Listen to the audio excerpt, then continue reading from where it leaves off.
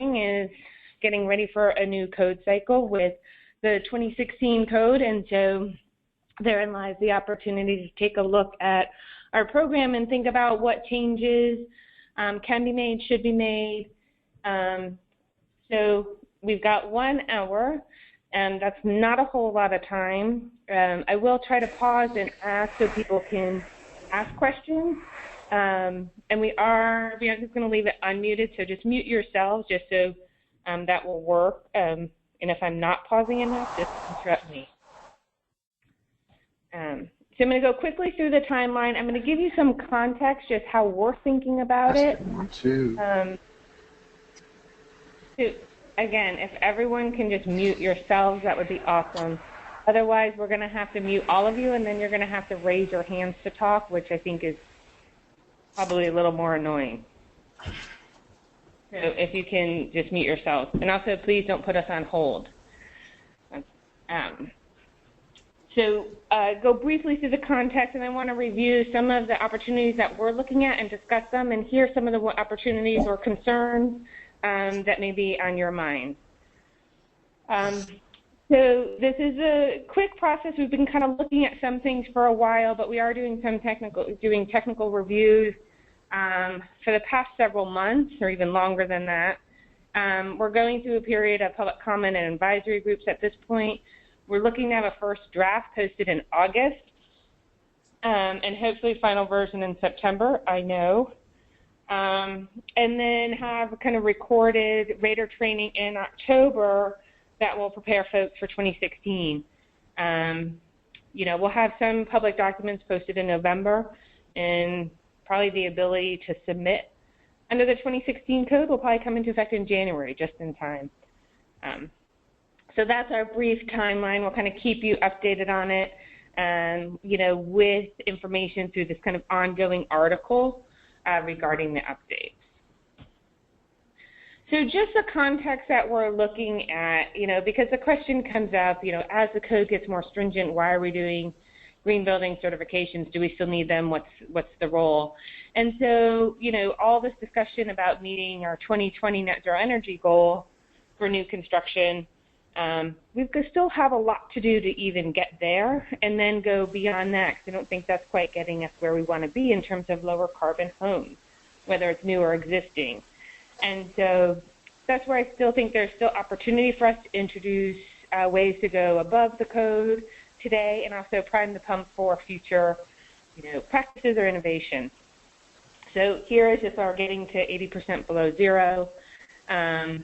And if we just do efficiency, we just get to our 1990 levels. If we do electrification, we're just a little bit below that. And then we start decarbonizing our fuel sources, we still only get to 60% below, which means there's still a fair amount of things for us to do. The other thing, I'm not going to read this because most of you know it, kind of preaching to the choir a bit, but just a reminder that our built environment has a significant impact on our GHG emissions. And so in my mind, when we're thinking about that, it gives us the opportunity to think about reduction in GHGs, not just from energy use in the buildings, but other things such as waste diversion and material use, et cetera. So that's more of a reminder. And just then the policy decisions that we all have been navigating and hearing about for several years now, from the CPC strategic plan with our net zero energy and 40% improvement in our existing homes, to the executive orders that came out last year, setting interim GHG goals for AB 32, as well as the water mandate. So a number of things that are kind of pointing us towards this direction of supporting GHG metrics. So again, we've got the state plan for our reduction, right, for AB 32. We have SB 375 that's starting to tie regional transportation to housing and making that connection. SB 350, that's our 50-50-50, 50% increased efficiency in our existing and 50% increase in renewable electricity from renewable sources. And then our SB 32, which is enshrining the AB 32 goals and the interim targets of 40% by 2030. And we're also seeing the cap and trade programs that are coming out, particularly to support housing in disadvantaged communities that are using GHGs as a metric. So, you know, there's this kind of shift happening out there, and I think some of the work that we do can continue to help support that and identify opportunities. So that's the role, I think, for GPR, is to kind of identify those opportunities and expand those opportunities in supporting GHG metrics and achieving our statewide goals, not just for energy efficiency. So what I'm going to do now is I'm going to go through the prerequisites, and then I'm going to go through each category and talk about some of the opportunities. And I'll kind of pause in there and ask questions to see if anybody has comments or things they want to share based on what I'm talking about. We also have an online comment form, but if you comment here, we'll be recording that, and you can be sure that kind of will work, will be included in our evaluation. So the first is our prerequisites. At this point, we're not planning any proposed changes to those minimum numbers. We'll kind of see how the checklist ends up playing out in that draft form, but at this point, I think we're going to keep those the same. So that's 25, 6, 6, and 6, 2 for community, and then 5 for any category, again, to kind of account for some flexibility. We do have measures that are prerequisites. So Cal Green, we will be updating that checklist or that Excel file in the data collection form for the updated 2016 Cal Green. We still will maintain ASHRAE 62.2 2010, the prerequisite for residential. And then we have our energy compliance, and I'll talk a little bit more about that. And I'm just trying to think off the top of my head some of the issues with Cal Green. I can come back to those. This is a big one, and if folks on the phone, I know some of you on the phone might have some comments here. For the energy compliance, one of the challenges we continue to face is the energy code keeps getting more and more stringent on our regulated loads. That's heating, cooling, domestic hot water. And so, historically, we've been able to continually have a compliance margin that made a lot of sense and allows projects to perform well over the energy code and be awarded credit for that. As the code becomes more stringent, our kind of leeway to hit that compliance margin is a little more challenged. So a couple of things we're doing. PG&E is supporting a cost-effectiveness study for Cal Green Tier 1 and 2. And so we will be leveraging that cost-effectiveness study once it's completed to inform the percentage that we are looking at for Greenpoint rated. Some of the considerations that we're having is that there may be different thresholds for single-family versus multifamily. We've had this in the past, years ago, back in 2006, I think, where because of the code and the way it was applied for the rise residential and high-rise residential, we identified different thresholds for single-family versus multifamily. So we may do that, or we may not do it for single-family versus multifamily, but we may do low-rise versus high-rise. And that's just because of the opportunity of projects to kind of go beyond the package within the energy code. Many of you know under 2013, the non-residential package gives really no leeway for envelope treatment to go above it, and so it's been quite challenging to get to our 10% compliance margin above 2013 for high-rise multifamily in some cases. So this is a place where we're looking at some of the analysis. We will also be taking into consideration the contribution or the credit for PV and how that can be applied and support that compliance margin. At this point, I do not expect that well, not written on here for a reason, but I would imagine that compliance margin may sit still around 10%. But again, we're kind of processing some of that evaluation. So in addition, we'd like to offer another pathway. And so as we're looking forward and thinking about net zero energy or just buildings using as much energy as they produce, we're looking at a whole building energy use reduction. And so we've got a calculator that some of you may have heard about that includes the estimation of energy use for all end uses. So we're taking heating and cooling from the computer simulation software, and then we're adding domestic hot water, laundry, cooking, lighting, plug loads, maybe it, and coming up with whole building usage. So I did put in a number here. We're doing some evaluation, but we're looking at like a 20% reduction over that base case. For those of you who have done TCAC projects, this was an option through that program as well. But this starts shifting us more towards like a whole building energy use versus our first option there, the compliance margin, that's just dealing with our regulated loads. And then the third pathway, we will allow for the CAP pathway as we do now. Having spoken with TRC, they're in the process of kind of evaluating that and defining the CAP, which is a California Advanced Home Program, and kind of making that adjustment, right, and what that CAP score will be. But we will allow that pathway as well. It's a slightly different calculation. All three of these are slightly different calculations. But, you know, we want to be more flexible but hold a reasonable bar. And I think one of the reasons why we're interested in kind of our second option there of this whole building use is just to start thinking about that comprehensive energy use evaluation for a project.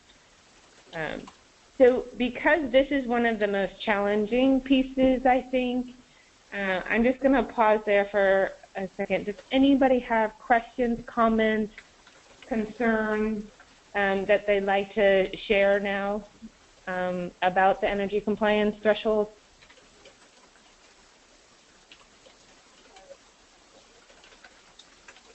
Hey. I know it's not that simple, but... Hey, Amy, it's Jason Lorcher with Green Dinosaur. I mean, I really don't have a lot of feedback with the Energy Code new modeling tools other than what Martin Dodd has said, is that low-rise residential is going to be 30% more stringent than the 2013 code, and we know how the 2013 code right now is kind of pretty tough. So it's a challenge, and we'll have to figure it out. Yeah,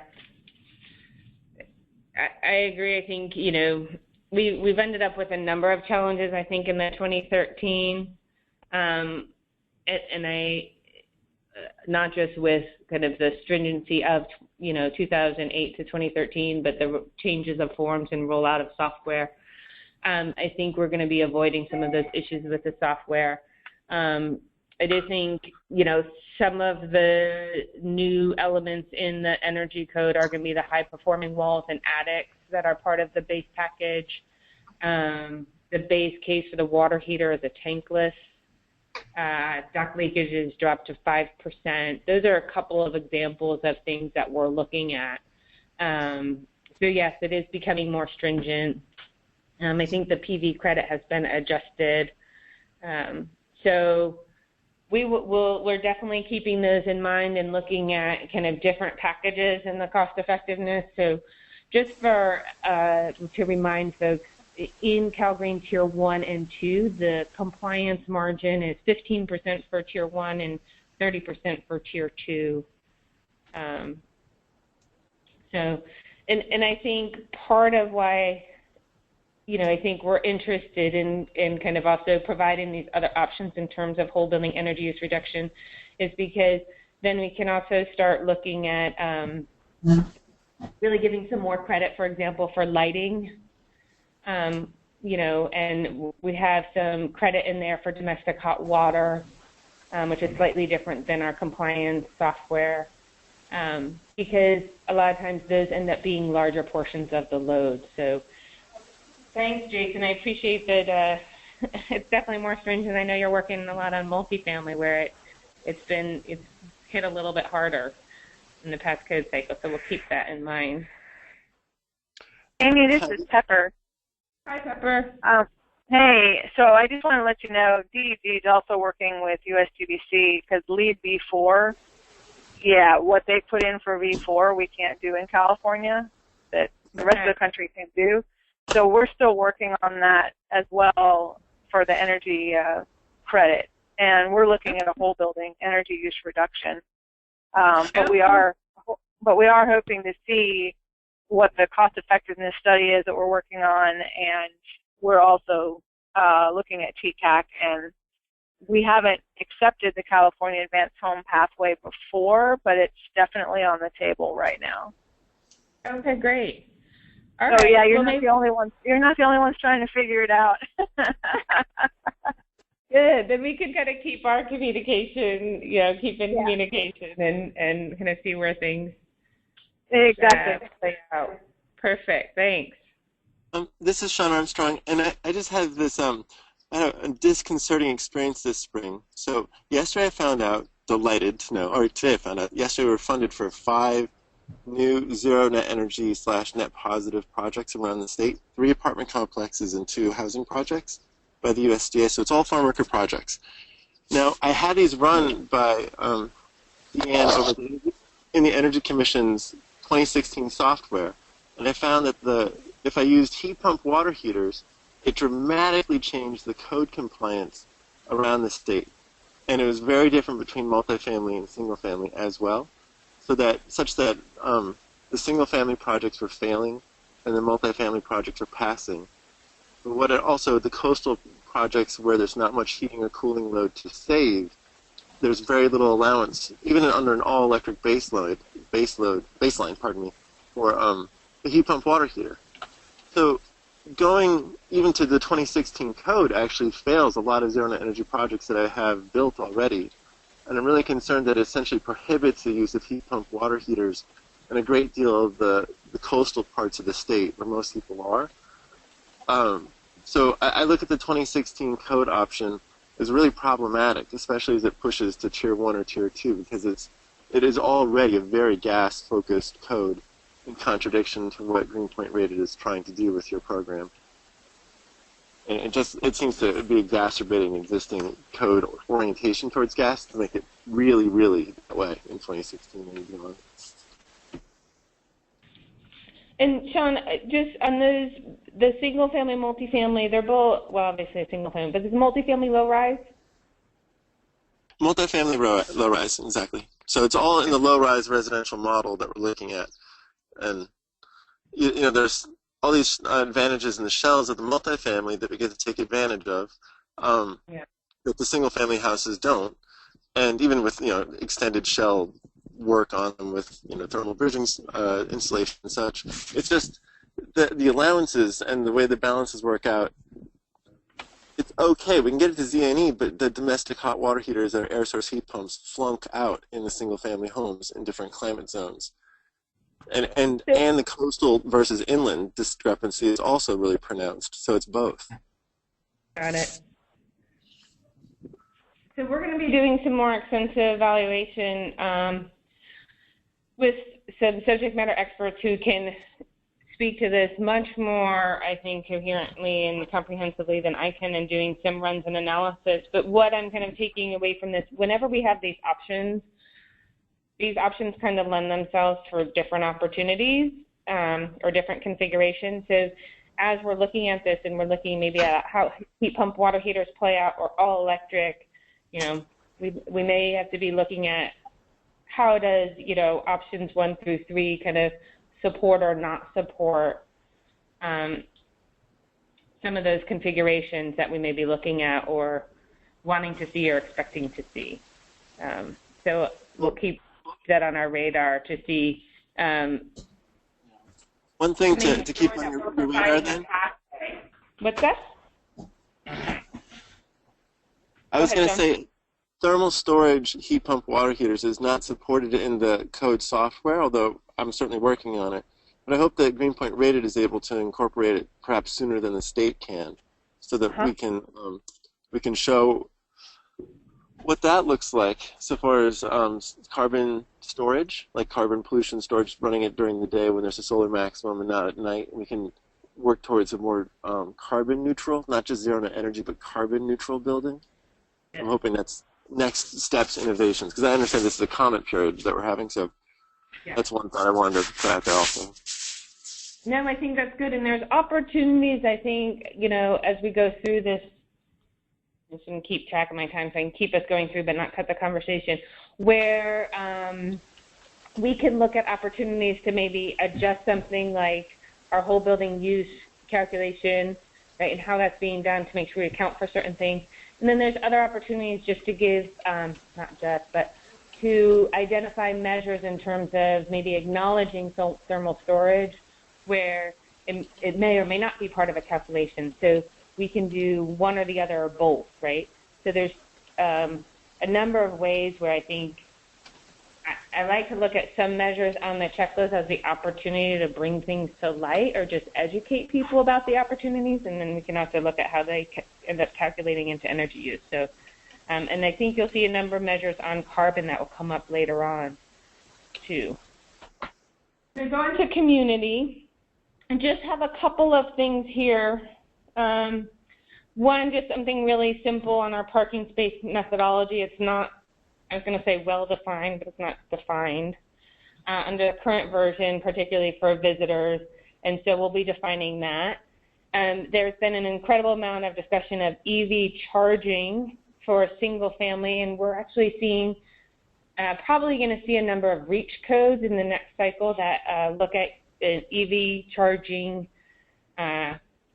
infrastructure and actually full circuit and plug-in capacity for like single family. And then I think for multifamily and non-res, we'll be looking at more of that infrastructure to support future charging. So we'll be adding those into the checklist. It's definitely something that we look at in terms of meeting our zero emission vehicle goals that ARB has set out. And without kind of the infrastructure in place, it's going to be harder to do that. I think California has the largest market of EV cars, I think, in the nation. One of the things we'll be looking at, those of you who maybe have done some projects with the Affordable Housing Sustainable Communities have maybe looked at Green Trip.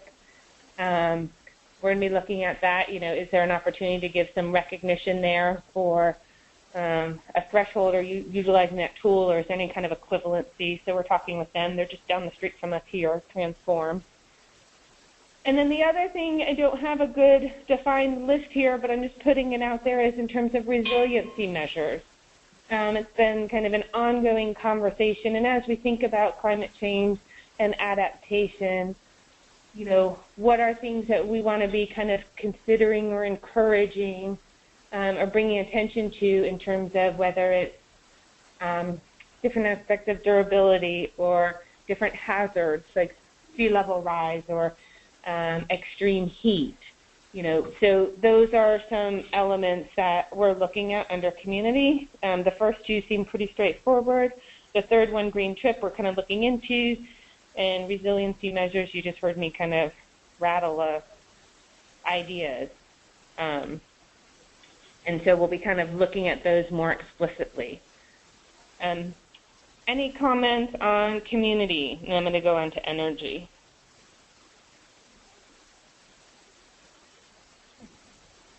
And also definitely feel free, if you're making notes and you want to submit them through the comment form after, because you also don't want to speak or you're not sure about what your recommendation would be, please do that. Because it's really through all your comments and your interest and support that we are actually able to transform the market and make our housing stock better, which is all of our end goal. Okay, so I just moved on to energy. A couple of the things we're looking at, and I probably should have had some notes in front of me on this one, but in some of the work I've been talking with folks on our Solar Ready, we want to make sure we're comprehensive and really looking at the panel requirements that are needed and not just kind of roof space and a conduit. So there's going to be some adjustment there. This has been rolled into a couple other aspects that I've been working on. So that measure, that kind of pre-wire Solar Ready, is going to be adjusted a bit to be more effective. If folks have ideas for lighting, this is definitely a place we would love to hear some thoughts. Residential lighting is going to be mandatory for high efficacy, and so there's little room to go above that. Should we be thinking about certain controls? Should we look at a high efficacy threshold above what's listed in the energy code, or do we kind of let that end use kind of be as it is and not try to push above it? We still have a credit for a lighting designer to be involved in the project, which definitely is obviously more seen on multifamily, and I would say higher end single family if that. I don't know if anybody has any thoughts right off on lighting opportunities. There's folks we can reach out to on that, but okay. Energy Star has come out with certification and standards for dryers, so we'll be adding that. That is also definitely one of the higher end uses when we start looking at doing that end use evaluation. And I know Sean has done some work on that, showing that, I forget what the percentage is, of what percentage of that total use that the dryer makes up. So we want to start encouraging that. Currently, we have a measure that is combined energy and water monitoring systems, and it's kind of one measure and not particularly well defined. And I think as we've seen more monitoring systems come through and water monitoring systems, we're going to separate those and be more explicit about what those are addressing. There's no description here, but that's part of that. Somebody could mute themselves because we're hearing some background noise. Yeah. Then we also are looking for emerging technologies or practices to award credit to. So this is a place, John, where sorry, go ahead. I apologize. I want to know the laundry line credit. I think that you had worked out a 10% credit for putting in laundry lines. Do you have that in your current version? Yes. So, that's a good point. Right now, so in the energy and water calculator, we're talking about that whole building energy use. We are giving a reduction for laundry line usage within that calculation. We haven't called it out separately as a measure on the checklist. I think it's 10% off the dryer load, if I remember, and I should know this, but I don't have it in front of me. And there's also a requirement for like the length of the laundry line to make sure, which I want to say is 50 feet or 70 feet, just so you can actually make sure that there's a load on, it can actually take a load so that reduction in that dryer use is kind of correlated to the length of the line. There is a question, though. In some cases, we allow measures to be included in that calculation for whole building energy use, but then we also kind of double dip and allow them as a line item on the checklist when we really want to bring attention to them. So there may be an opportunity to call out solar laundry dryers on the checklist. We can also do it in a way that you can't double dip. If you're doing that calculation, you can't check it. Go ahead, those are some options. I would just ask that you try to encourage it because it's such a big policy issue. There's so many communities that ban it, and it seems like during new construction development, that'd be the right time to have the conversation around whether or not they want to adopt that policy in the CC&Rs, which are frequently just like literally cut and pasted from the neighbors kind of thing. It's very quick and dirty. And it sucks to not be able to line dry laundry. So I think it should be called out in some way because it's a real issue. It's a load and it's silly to not line dry. It is. It's in almost every CC&Rs, which is codes, covenants, and regulations. It's a guiding requirement for a development. So definitely that's noted. In thinking about emerging technologies or practices to award, so laundry lines may be one of them. Are there things like thermal storage that we want to call out? or other practices or emerging technologies that may or may not be included in, again, like energy use calculation for the building or property, regardless of that, that we really want to call out as to draw attention to. So this is where I'm trying to maybe think about thermal storage as one opportunity. But folks can think about that as well. One other thing I want to add is, apologize, is that what we've seen is that because the state really focuses on the peak loads during the summer for air conditioning, almost the entire window making industry is no longer nurturing when there's a lack of passive solar during the winter. Wait, Don, you got super muffled. I can't hear you. I apologize. Try again.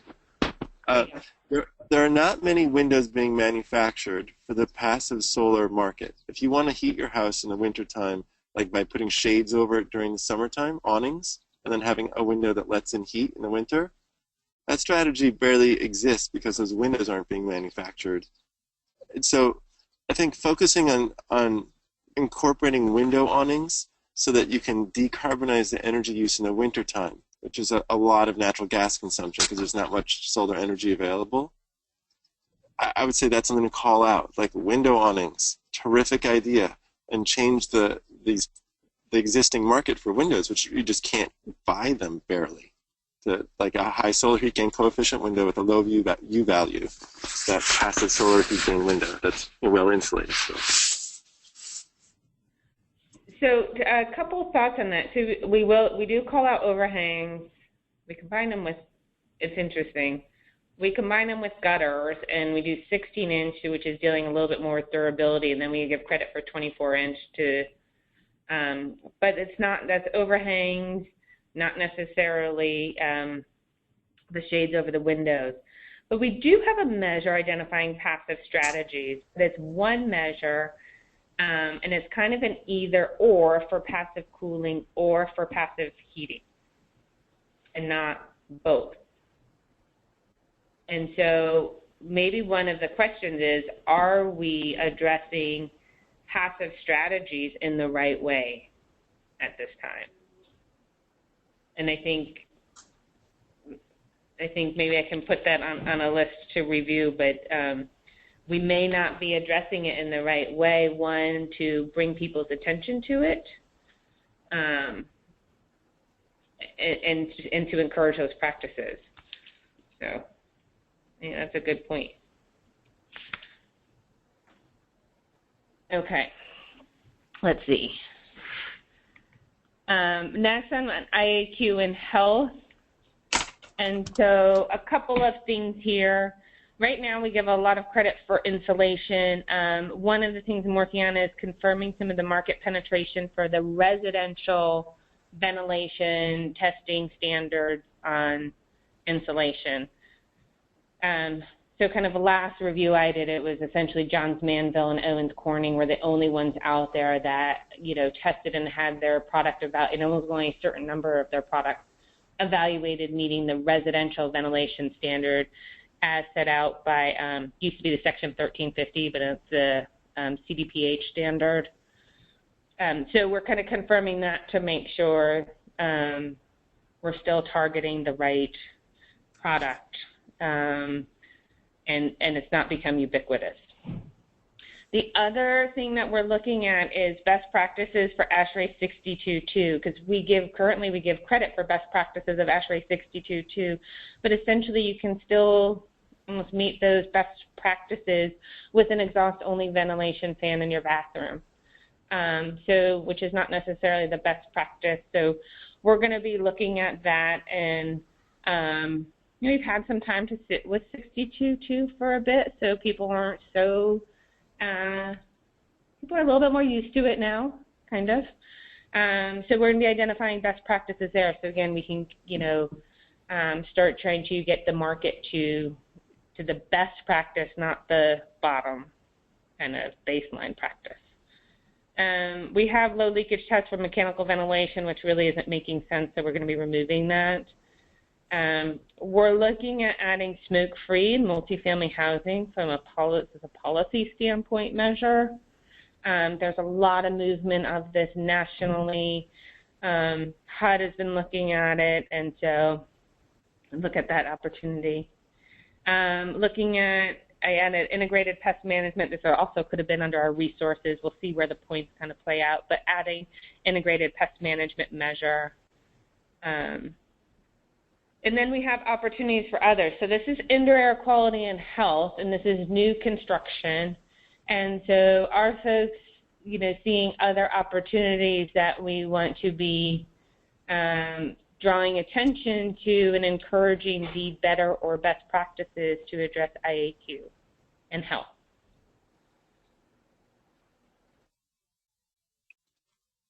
This is Sean. Okay, so I think that for baby safe / elder safe housing, that two best be considered. One is linoleum flooring.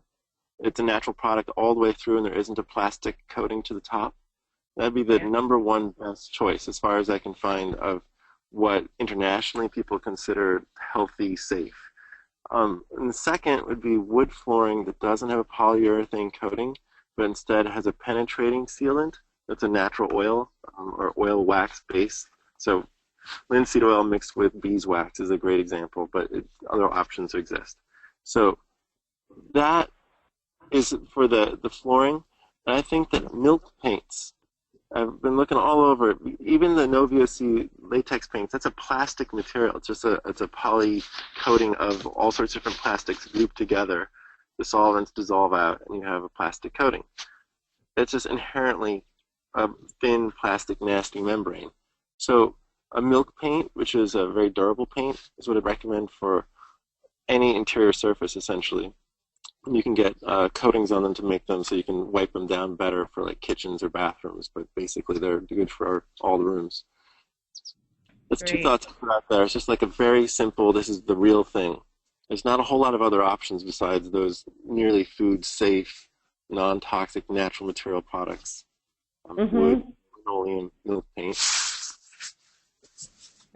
Those are good suggestions. And one thing to note is on the wood flooring, just to kind of think about multiple benefits of some products, we've been able to account for a reduction in emissions if wood flooring is installed.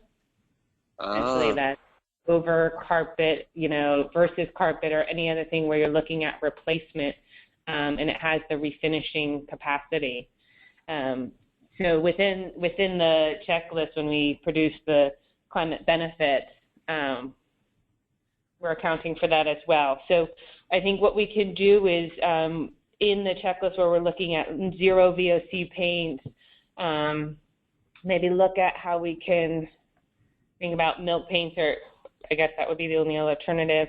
And then same with the floor finishes as well, or floor material and floor finish. Yeah, I mean, just put it out there. You can make paints with eggs. You can make paints with blood. You can make paints with a variety of other things that are goopy. Sistine Chapel is painted with egg tempura. It's egg yolk, specifically with pigments in it. But milk paint is the commercially available product. And I also should mention stone, but you should probably exclude tile because it has to be fired in a natural gas kiln generally to be made, and so it's the opposite of a wood floor. Or electric kiln. But yep. I just make myself another note about something. Okay, on to resources. Where we are. So one of the things to note is the current kind of voluntary measure for waste diversion is 65% on the checklist, and then it can go up to 65% excluding daily cover. The alternative daily cover. That the acronym just went out of my brain. ADC, and then we're giving credit for a third-party verified facility. So the recycling rate is third-party verified. So what we're looking at now is that 65% measure is going to go away. Kind of the question on the table is, do we push that up to 75%? And then do we still also leave the 65% without ADC, alternative daily cover? And so working with Stop Waste and some others on that evaluation. And the issue is, thinking statewide, recycling facilities vary, and so still probably 75% might be a good way to give credit. And then keeping the 65% excluding the alternative daily cover, which is like grinding up a bunch of junk to cover your landfill at the end of every day. So we prefer not to call that recycling. There's also not a standard for that. There's not a standard thickness. So it can really skew your true recycling. So I think by calling that out, we're trying to inform and bring some attention to the reporting. There's a big effort across the state right now to have consistency in reporting and standards. So we'll look to continue to support that. But kind of where we're sitting right now is probably having 75% and then 65% excluding alternative daily cover. Can I ask, when the alternative daily cover, I wasn't clear. Are you saying the grinding up of wood waste and drywall? No, they'll grind up like plastics. They'll grind up a bunch of stuff that's coming in, and so then they use that to cover the landfill to prevent stuff from blowing away or birds coming in or vermin and things of that nature. And so it's not necessarily green waste, it's waste. So there's plastic and things included in there, and then it's used to kind of keep down what's being landfill. So we want to see better kind of recycling in a better way. One other thing I'd like to put out there. So I've been trying to work on getting small pigs incorporated into multifamily apartment complexes in rural areas. I know it's ridiculous, but it's not. So because elsewhere in the world, pigs are part of like urban lifestyles. So I wanted to say, is there any opportunities for credit towards urban agriculture for animal management? I'm talking about like community for 1 second. Can you hold that to the next section? Oh, pardon me. Sorry. Yep. No, but it's an interesting point. So one of the other things that have come up is refrigerant charge, and this was new to me and came up in a meeting several weeks ago now, I think.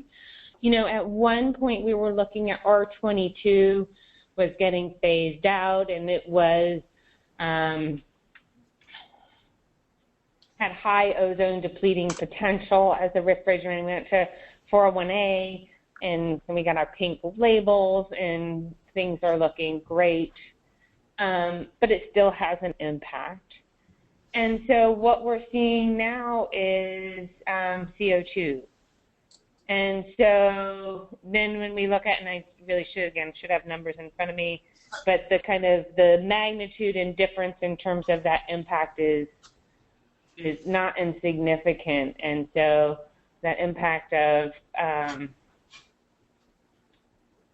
the CO2 refrigerant is negligible, and so we're going to be looking at giving credit there. There's not a significant amount of product that is being produced on the market, but it's an optional measure. It just gives something for people to think about.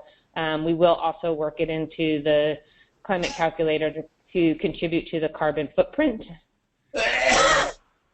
So that's something we're looking at. One of the things I think is fascinating for me is that very little framing measures are often used. And so, 24-inch on-center framing, I can still probably count the number of projects that actually do that all the way up.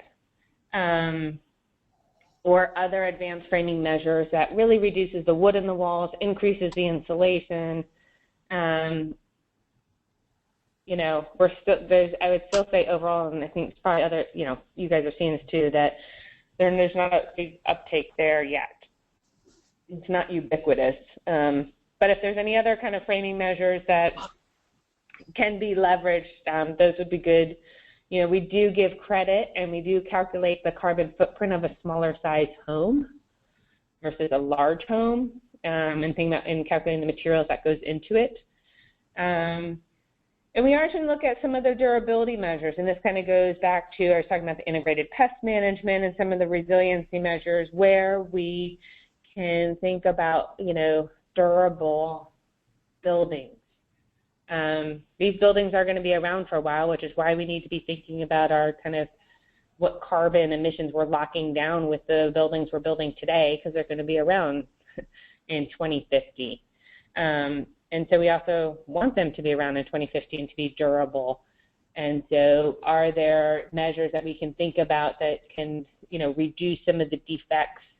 I don't know how many of you have seen kind of the tinting of some buildings as they're redoing the facade for some failure. But I guess I'm putting that out there to think about in terms of what are some durability measures that we'd like to include beyond what we have. One of the things we do have, we develop like a seismic innovation measure. This is not for everybody, but it does deal with going beyond what the requirements are in the code. So a building essentially by code is designed for immediate exit. And so we do have some buildings that we've given an innovation credit for where they're designed for, oh my gosh, stay in place. Shelter in place, sorry, couldn't think of the word shelter. That are designed for that.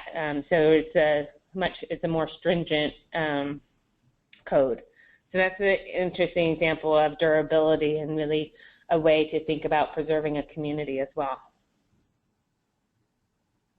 Oh, now I've got water and community, or did I already get to community? I already did community. So Sean, we'll come back to your urban farm because I already did it, but we'll come back to it because I wrote it down. So on water, and when I didn't even write on here. Oh, shoot. Okay. So one, revised recycled water to be limited to large developments. Right now, just our purple pipe, you know, is written in a way that it's kind of accessible to any project. And the reality is that purple pipe is not going to be delivered to my house or to your house. It's really going to be reserved for civic, large outdoor landscaping for development, you know, things of that nature, just because of the infrastructure requirements and kind of that for the water utility. So we're just going to clarify that because we don't want people kind of pre-plumbing with purple pipe for no good reason. That's not going to be, you know, kind of coming even though it's 2 blocks away. Going to be evaluating the water budget. The model water efficient landscape ordinance in Cal Green is now mandatory. It's been moved up from being in Tier 1 and Tier 2. And because of the water executive water mandate, the executive emergency mandate, executive order last year, it's been moved up into Cal Green mandatory. So we're evaluating that to see, you know, what is the reasonable opportunity to go beyond what that ordinance is. We're still maintaining all those prescriptive approaches to give credit to really encourage people to do this. I was cringing because I left out the gray water. We're going to be focusing a lot on gray water and making sure we have the right threshold for single family and multifamily. I think we found right now that we don't have quite the right threshold, and just making sure we can encourage that in the best way for indoor or outdoor use. So working with some folks to do that, because reducing our potable water supply for non-potable uses is a huge focus, and I think this is really an opportunity where we can really help move things along. And then the more simpler things for indoor water is adding thermostatic shower valves and tub spouts as an option. Those help reduce water waste and leakage when you're waiting for hot water, and the tub spouts also for when you're taking a shower. that is a tub shower combo, and you don't have that kind of leakage while you're taking the shower. So those are a couple measures on our thoughts on water. Did any other things come to mind for folks that may be useful to consider underwater, again, indoor or outdoor? Okay. One thing I'll put out there is the Nexus reuse gray water heat pump, and that's where it's taking gray water from the house, processing it there on site, treated so it can be sprayed above ground, and it's also a heat pump. And more broadly, I was thinking, well, there's that technology, and there's a bunch others, and I was wondering if you guys would consider having a process, like a way that people can submit unusual new products, unusual until they become normal at least, but to have some sort of innovative technology portal into the program so that in the years to come you can maintain some flexibility to be the cutting edge program that you are. That's just more general comment, thinking about the Nexus reuse as an example. Yeah. I think there's a couple things that go through my mind when you say that. One is, when do we want to be taking a product and giving a credit for it in a measure, right? And we try not to do product-specific ones, but you can do it as a concept, and maybe only one product actually fits it, but, so there's that. And then there's also kind of creating more of a portal to share some of these innovative technologies to educate. So there's measure recognition, and then there's kind of general education and availability of information. So there's a couple ways we can think about it. But we have done product measures in the past.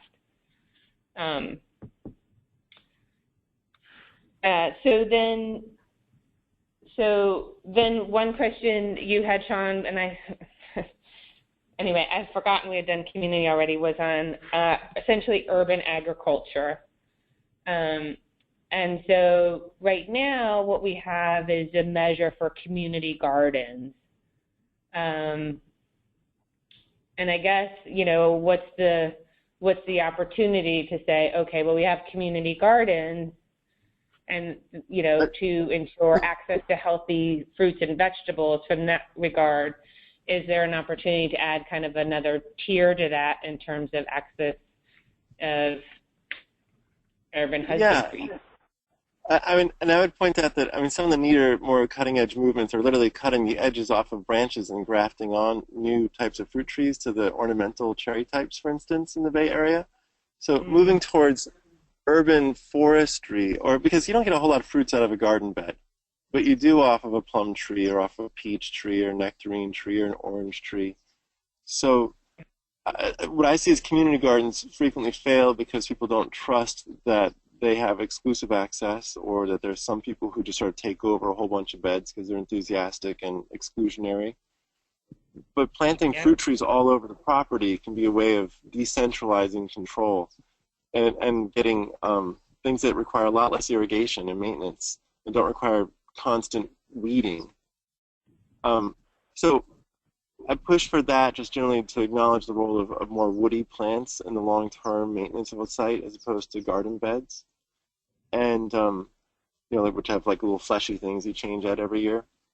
And then the second one is animals, to focus on some of the things. The Integral Urban House, which might inspire some people from the 70s still, was fantastic, and it had bees and chickens and rabbits, and they taught people how to skin rabbits in Berkeley.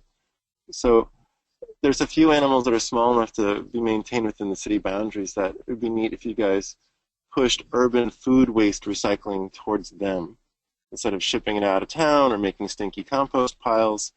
And tiny pigs eat everything, which is why I want people to just notice that's a solution around the world, is this animal that eats every single thing, orange peels, anything. So just put that out there, that to think about how to promote a couple other types of urban food production. Mhm. Yeah, that's definitely a movement we're seeing in a number of places. An urban farm that just opened up in my neighborhood in June. So yes, so those we'll put those on the list, and all good things. So let's see, a couple minutes left, 2 minutes left. Things that we're looking at, if there are other considerations or measures, or again, thinking about our opportunities to address some of these legislative efforts to reduce GHGs, whether it's from, waste recycling, composting, to have that more local, or energy use, or so if there's other opportunities to do that. And I will say also, if there's Greenpoint rated policies that seem to be working or not working so well, those are also pieces that we want to hear, because in our effort to educate, drive, and kind of change the market, we want to make sure that the program works. So if anybody has any last thoughts on those, I would say last thoughts just for this conversation, but please submit them. Okay. Hearing none, No. I hope you... No. Go. Amy? Yep. Or no, you just heard me waiting politely. One thing I've noticed is I've been trying to compare the time-dependent valuation credit. You can print out a CSV file from Title 24 software, comma-separated value file for every hour of the year. You can get all the loads in those hours, and you can also overlay the solar production and the CO2 production in each of those hours. What I've noticed is that the CO2 production graphs are very clunky. They don't look very accurate. I mean, I can sort of make sense of them, but they're not nearly as sophisticated as the graphs I see from CalISO, where they're charting like moment-by-moment energy production from this farm and that farm, and this plant and that plant. And it made me feel like the lack of attention on mapping carbon dioxide pollution hourly, in the real world, how it works, as opposed to some seemingly clunky element of Energy Pro and CBEC res underneath it. I don't think it's a real carbon pollution calculator. I think it's kind of junky. And it concerns me, because it should not be junky. We've got the 5th largest economy in the world, and we're doing a lot of work to try to solve it. We should have a decent tool. So I just want to make a request for legislation or attention paid to an accurate hourly carbon calculator, so we can implement battery electric storage and thermal battery storage and load shifting efforts of other types. Everything we need to do to actually solve the pollution problem, but acknowledge that we don't have that sophisticated of a tool yet. Yep, I agree. Okay, so next steps, I've got less than a minute. We're going to review, we took notes and review the results of this call, as well as some of the conversations with some advisory groups and subject matter experts on a number of areas, and continue some of our analysis. We are going to be developing that draft checklist, and it will be open for public comment in August. You'll all receive an invite to comment. And I just want to say thank you for listening today and coming. Really, we couldn't do this without you all, in terms of your interest in the program, your support of it, your comments to make it better, so we can actually have better housing. So thank you for your time today. I look forward to this process. It's going to be a little fast and furious, but it will all work out. So we will be in touch soon. So thank you all for joining.